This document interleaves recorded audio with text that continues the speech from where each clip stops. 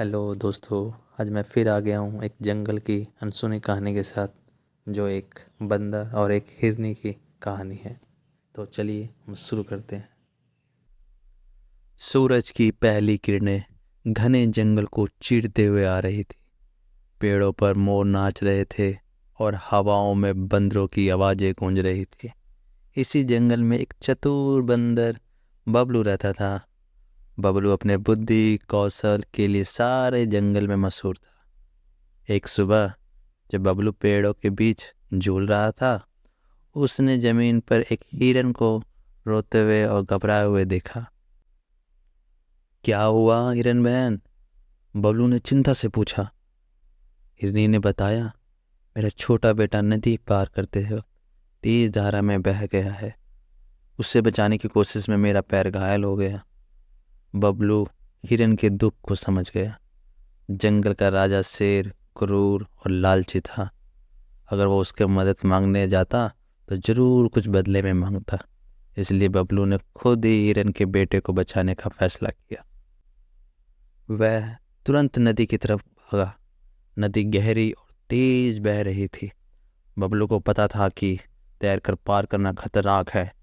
उसने आसपास देखा और बांस के मजबूत तने उसे मिले।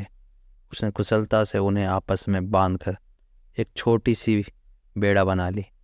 बेड़ा बनाकर बबलू नदी में उतरा। धारा काफी तेज थी, लेकिन बबलू हिम्मत नहीं हारा। वह हिरन के बेटे की चीखें सुन रहा था, जो उसे और आगे बढ़ने का हौसला दे रही थी। आखिरकार काफी दूर एक पेड़ की टहनी पर हिरन का बच्चा रो रहा था। बबलू बेड़े को टहनी के पास ले गया और उस पर चढ़ गया। उसने धीरे से हिरन के बच्चे को पकड़ा और बेड़े पर बिठा लिया।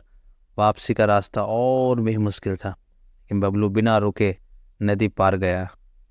हिरनी अपने बेटे को देखकर खुशी से रो पड़ी।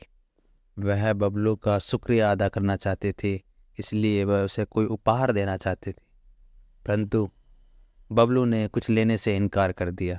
उसने कहा, किसी की मदद करना मेरा धर्म है।